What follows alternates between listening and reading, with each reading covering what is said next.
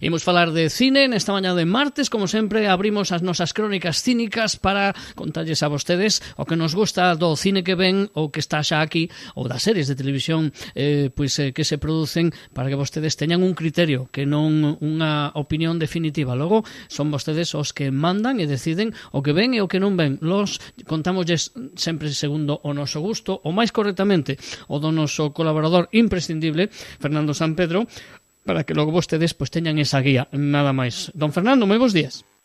Moi bons días. Pois sí, aquí estamos unha semaniña máis, unha semaniña máis vendo películas diferentes, algunha serie de televisión, bueno, pouca cousa. Esta tempada, pois, vai máis a cousa de películas, entre elas, pois, así, para empezar de súpeto e quitárnosla xa de encima, pois, ao final piquei e vin los domingos. Bueno, polo menos a biches entera, que eu a medio vin, porque eu estaba facendo a cousa mentre sabía. Eu a vin inteira. A vistes con todos os sentidos, non? Postos. Sí, e non a padecín, ni moito menos. Bueno, é unha película realmente correcta. Vamos a decir, correcta. Digna, non? Sí, francamente digna. A ver, o meu modo de ver quere xogar con tantas dualidades que claro, ao final non te deixa, non se molla, é unha película que non se molla. Se limita a retratar, pois, esa historia xa coñecida por todos, unha rapaza de 17 anos de Euskadi, como a directora, a Laura Ruiz de Azúa, que bueno, pois, a rapaza, non sabemos moi ben por qué, decide, pois, facerse monxa. Ela colabora nun coro da igrexa, como outros moitos compañeiros e compañeiras, bueno, exercicios espirituais, excursións, bueno, esas cousas que eu pensei que non existían xa, pero parece ser que siguen existindo, non?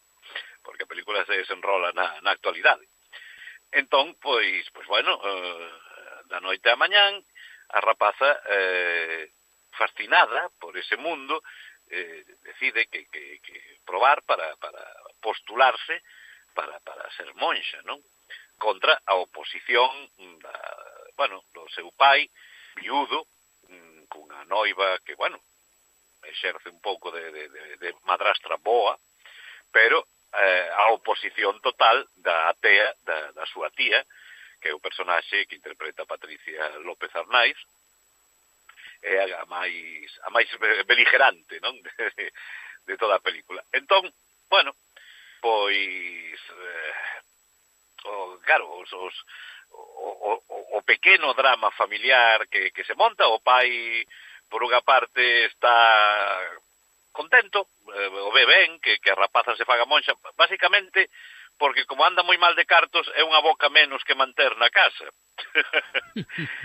Pero a tía está, vai poñer todas as trabas posibles, quere moito a súa sobrinha, detesta todo o que teña que ver co mundo religioso, que non hai tu tía, vamos. Nunca mellor dito non hai tu tía. Por eso decía. Bueno, a ver, a película non deixa de ser un melodrama de corte bastante clásico, por outra parte, pero que, claro, quere retratar tantos puntos de vista diferentes, o dos amigos, o da familia, o da súa tía, o dun medio noivo que ten a rapaza por aí. Claro, a propia rapaza ama a nai superiora. Bueno, cada un aporta un punto de vista diferente, pero a directora os deixa aí, os bota aos leóns, como quen di, pero e logo, pois, vostede mismo saque as súas propias conclusións, opine o que queira, que eu xa bastante fago con decirlles o que hai. E bueno, home, chegado xa a parte final da película, pois nos gustaría ter algo máis, non?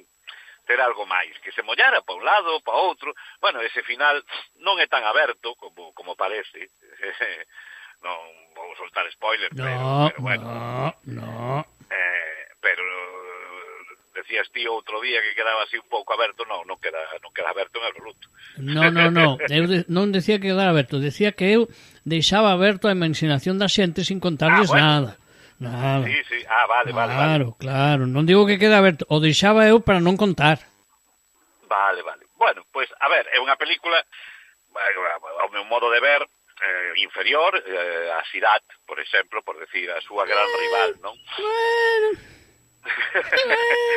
moitísimo máis inferior a outro tipo de película diferente, pero bueno, unha película ao fin e ao cabo digna, e si pensada para ganar premios, incluso poderían haberla, eu creo que unha das intencións dos seus produtores era mandala aos Óscar, porque é o tipo de película que lles pode gustar ao sector máis conservador. xa che digo eu que para os Óscar era idónea, Sí, é que claro porque que ten, era. como dices ti, un corte como máis clásico, máis de melodrama que decías ti, pois sí, Claro, sí que ten, claro. sí. É unha especie de aínda que se poida notar a influencia mínima, pero si hai, debe ser por ser españoles, de Pedro Almodóvar, pero está máis cerca dos melodramas clásicos das influencias do propio Pedro Almodóvar, como pode ser Douglas Sirk, por exemplo, que outra cousa, non? Ou estou recordando aquela película con Jennifer Jones, de Historia de unha monja, tamén, precisamente, ou, bueno, Agnes de Dios xa era outra cousa. Sí, xa era outra historia, sí. Sí, a ver, películas sobre monxas, pois hai moitísimas, incluso der un lugar a un xénero do que eu son fan, a Nunsploitation, que, bueno, pois son películas de monxas, pero subidiñas de tono. Sí, e as de terror, a monxa tamén é un personaxe recente, que dá moito medo. xogo no cine de terror, non? Bueno, este non é o caso, pero sí estamos ante unha película máis que digna, xa digo, moi correcta, unha boa película que tampouco non vai, na miña opinión, non debe trascender moito máis aló, pero que si fora norteamericana, pois pasaría máis desapercibida, seguramente. Dentro do que o cine español, bueno, pois desas 250 películas que se estrenan ao ano, das que ninguén ve, bueno, salvo unhas cuantas, pois esta pode estar perfectamente entre as 50 válidas, non? Home, digo Fernando, tendo en conta que estes días nada máis que se fala de Torrente, eu penso que o nivel do cine español está moi por riba e que esta película é un digno representante. E non Torrente, digo eu, non? Exacto, sí. É unha película que a podes levar a calquer lado. Efectivamente. O que falábamos outro día de Samson Blue, por exemplo, e de Ella McKay, pues que esos son o que se chaman crowd pleasers, non? Películas pensadas para contentar a todo o mundo. Seas a ideoloxía que seas, do gusto que seas, están pensadas para que as poida disfrutar calquer tipo de persoa, xoven, bella, de dereitas, de esquerdas, de centro, de heavy metal ou pasteleiro. De arriba de abaixo, de Villarriba de Villabaixo. Efectivamente. Así que, bueno, pues los domingos tamén a podemos meter dentro dese contenedor, non? Bueno, pues entón vamos a recomendala. Vamos a recomendala coa boca pequena, pero a recomendamos, non? Exactamente. Bueno. Pasamos páxina. E a que páxina imos agora?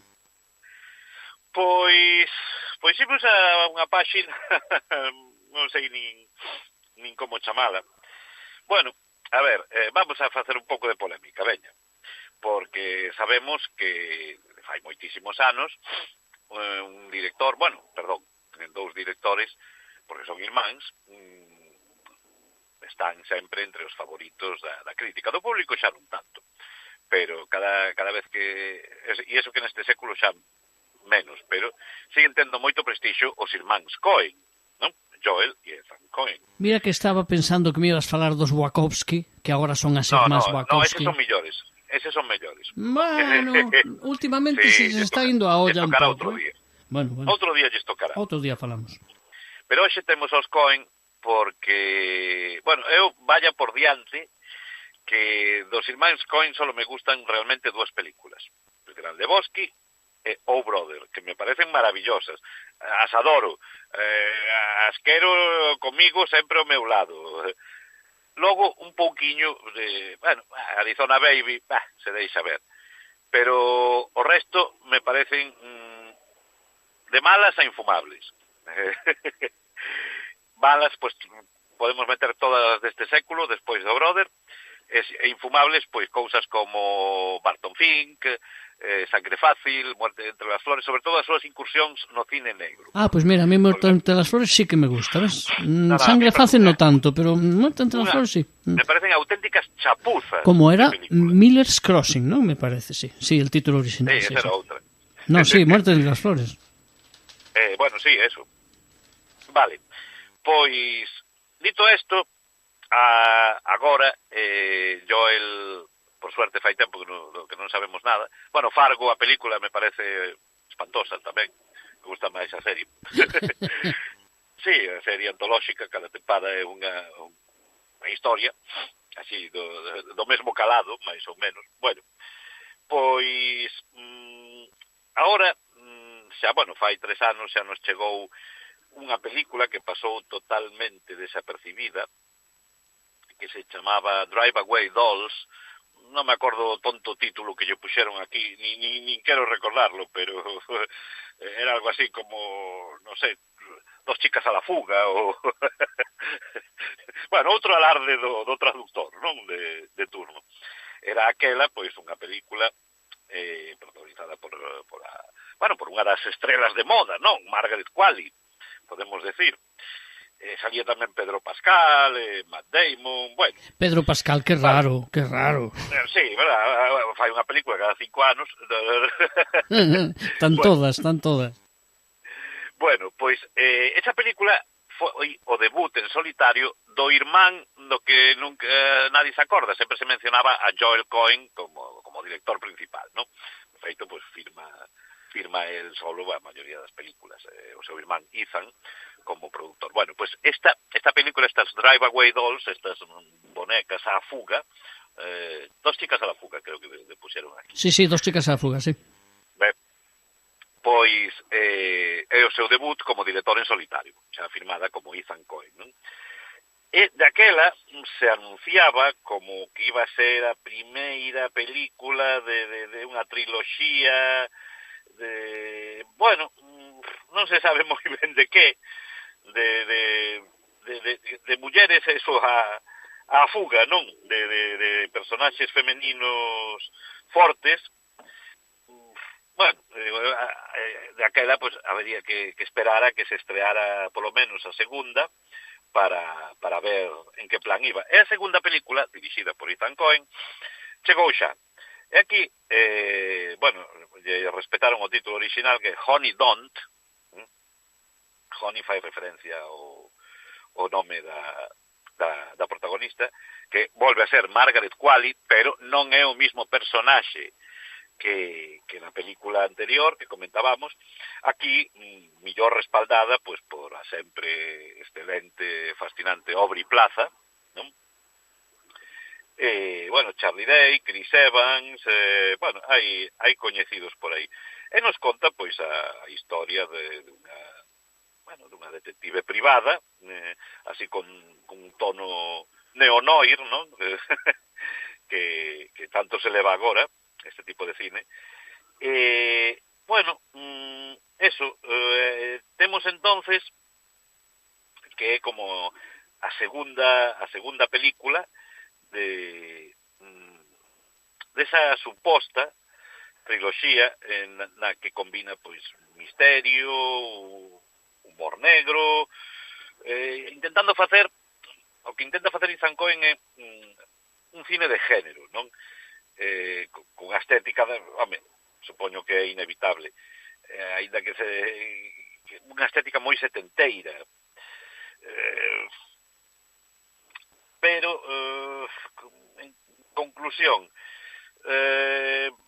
fracasa un pouquiño no intento, porque aínda que a película é entretida, basicamente porque é corta, esta Honey Don't, está un pouco millor que Dos chicas a la fuga. Entón, a ver, o nexo da triloxía que nos quere presentar, como el tampouco non aclarou moi ben, eu penso que pode ser eso, facer 3 neo-noirs cunha estética moi retro na que as súas protagonistas sexan lesbianas. Porque outra cousa non se me ocurre. É o que teñen en común estas dúas películas, non? Entón, pois, bueno, a ver, Margaret Qualley está absolutamente arrebatadora, o Aubrey Plaza igual. E, bueno, pois é unha peliculiña pequena,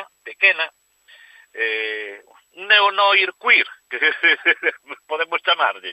Pois vale, por que non? A ver, xa digo, se deixa ver, pero lle falta un pouco de sangue, de forza, non? A trama non chega a interesar de todo, é bastante sinxela, parece ser unha mera excusa para, bueno, pues para contarnos, para desenrolar eses personaxes, o de Qualley e o de Plaza, que é o máis interesante de longo da película e no que máis énfasis pon Ethan Coen a hora de dirixir, non? Pero bueno, un poquinho de historia millor traballada houbera estado ben. É dicir que leve a etiqueta ou apelido Coen non significa que teña quilates, non? Non. A ver, é millor que calquer película firmada por ele e máis o seu irmán desde O Brother, que creo que é do 2001, bueno, pois, dende esa, fai 25 anos, é a mellor película, as dúas, Drive Away Doll e Honey Don't, son as mellores salidas da factoría Coen nos últimos 25 anos. E non te gustou Non é país para vellos? Non, é un dos maiores bodrios da historia do cine. Ah, pois mira, a mí non me disgustou. Que dis? Sí. Pero ese é a peor que teño. Xa non quería nin mencionala. Bueno. E o de Javier Bardem é para fusilalo a amanecer. A mí me gustou. O que pasa é que me inquedou. A mí Bardem aí me pone nervioso. Posible, a mí nada, a mí tamén, pero de cabreo. Posiblemente a de Bardem sexa a peor interpretación que eu vin xamás nunha pantalla. A peor. Sin dúbida. Si penso podería sacar máis, pero bueno, aparte que Javier Bardem é calquer cousa menos un actor, igual que a súa señora Javier Bardem. Efectivamente, dedícate a ir a ver a concertos de rock sin ter nin pajolera idea e facelo tonto co todo o sector progre de Hollywood, a ver se así sigue estendo traballo. Por certo, outro día vin F1, Fórmula 1, e sale Javier Bardem. Non penso. Non é... Ves, outro motivo para non vela. Non é nada outro mundo a película, non. Nin sequera porque estea Brad Pitt. Non, nin sequera porque sexa de Michael Mann. Sí, está frouxo o señor Mann, sí. Está va maior, como dice o outro. E bueno, pois para rematar hoxe, pois levamos unha boa película, levamos unha película correcta, Honey Don't se pode ver. Bueno, sobre todo, pois, mira, así o digo máis baixiño, ten aí unha escena, na verdade, que val por toda a película, unha escena de Plaza e Qualley nun bar, non digo máis, sentadas na barra do bar, esa escena, a verdade, non vai trascender, pero podería. Bueno, a mí son dos actrices que me gustan. A mí Qualley me gustou moito en Érase unha vez en Hollywood, cando facía de unha das integrantes da banda de Manson, e gustame máis mesmo que a nai, me parece máis actriz que a nai, con todo o respeto que lle teño a nai, pero bastante máis actriz, bastante máis capaz de transmitir. E me gusta moito a Aubrey Plaza, é unha actriz con poucas oportunidades, penso, pero me gustame moito, a verdade que sí. A mí tamén, estou totalmente de acordo contigo. Me parece que pode pegar forte próximamente, a ver se lle dan un papel á súa altura, evidentemente. A ver. Bueno, que recomendamos entón? Nos deixas así como que nos vas a recomendar a unha última, non? Bueno, recomendar, o que se dice recomendar. Vaya, a ver. Nos vas a avisar do que non debemos ver, entón. Non, a ver, vou falar dunha pequena serie de televisión de 6 episodios nada máis, de media horiña escasa cada un, que se ve, pois, nunha sentada, ao fin e ao cabo, non deixa de ser como unha película longa de algo menos de 3 horas, se a queredes ver seguida. Falamos de Cineclub, un título, pois, moi apropiado, non? para os nosos gustos. Se unha serie se chama Cineclub, pois automáticamente un xa pensa nas maravillas que era Cinema Paradiso, por exemplo. Exactamente, ¿no? A mí me pasou exactamente igual. Bueno, pois este Cineclub non é para tanto, por desgracia. É unha serie pequena, xa digo, de 6 episodios, nada máis, na que si a semana pasada falábamos de Ella McKay, con Emma McKay de protagonista, unha das protagonistas femeninas da serie Sex Education, que se está convertido en toda unha canteira, sobre todo de actrices, non? Pois este cineclub está protagonizado por outra das protagonistas femeninas de Sex Education, Amy Lou Good, unha actriz que, bueno, pouquiño a pouco tamén estáse facendo camiño.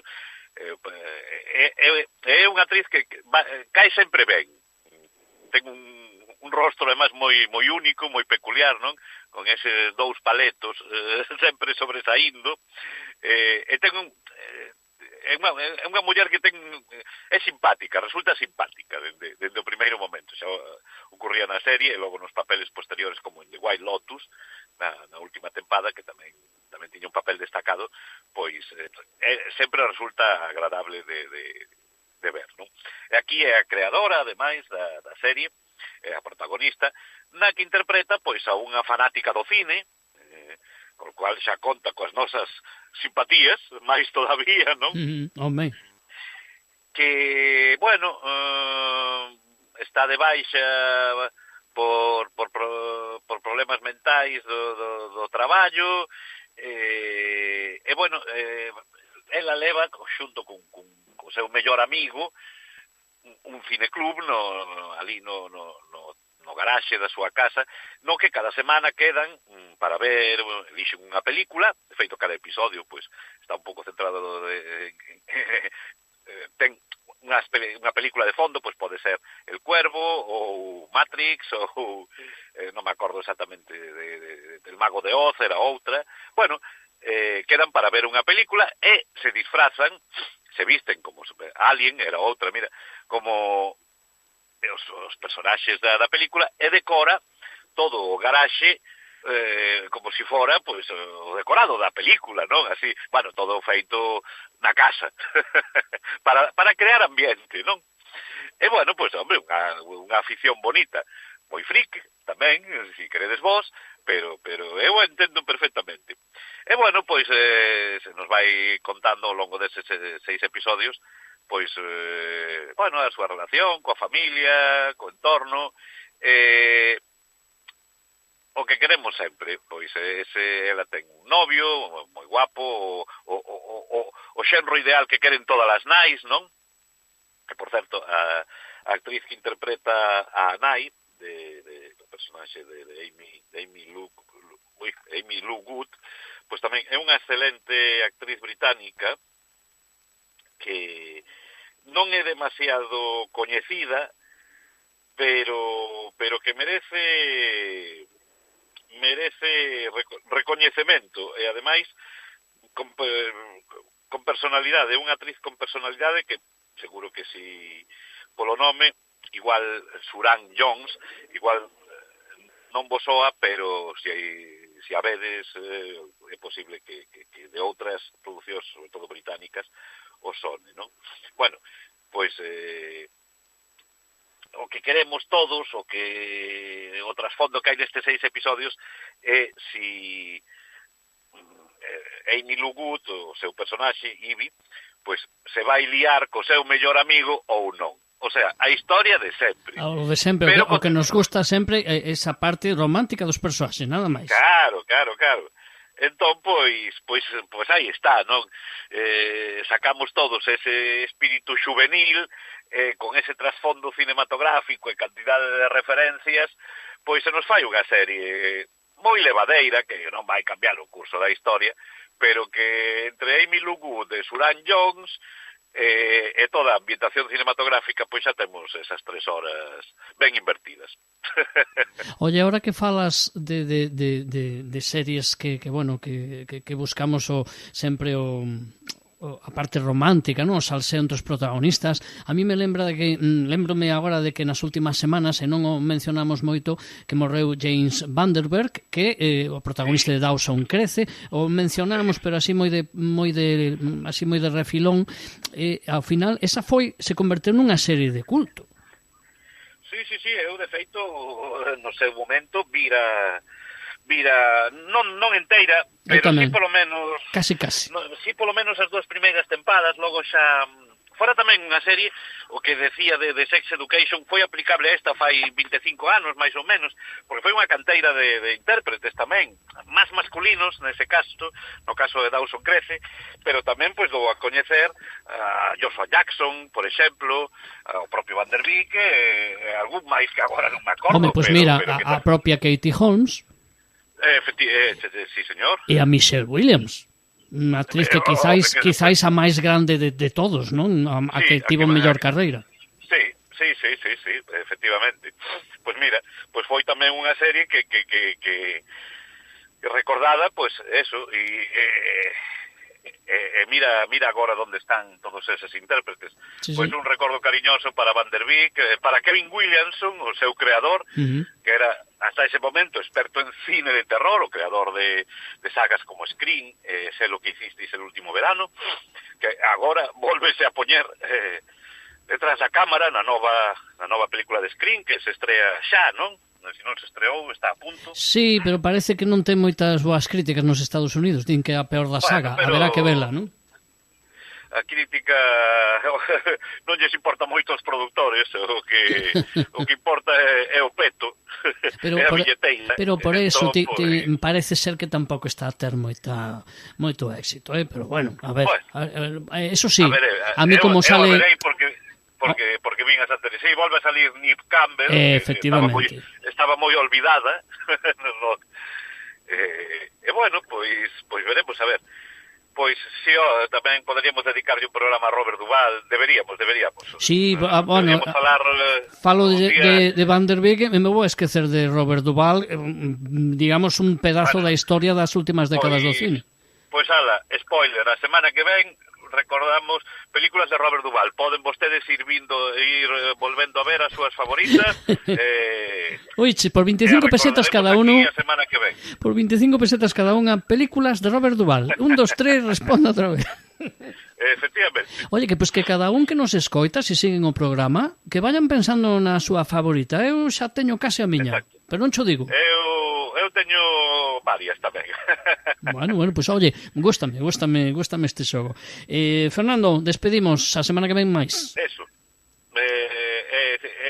É mellor, supoñemos. Esperemos. Grazas, un saúdo. Unha aperta esta semana.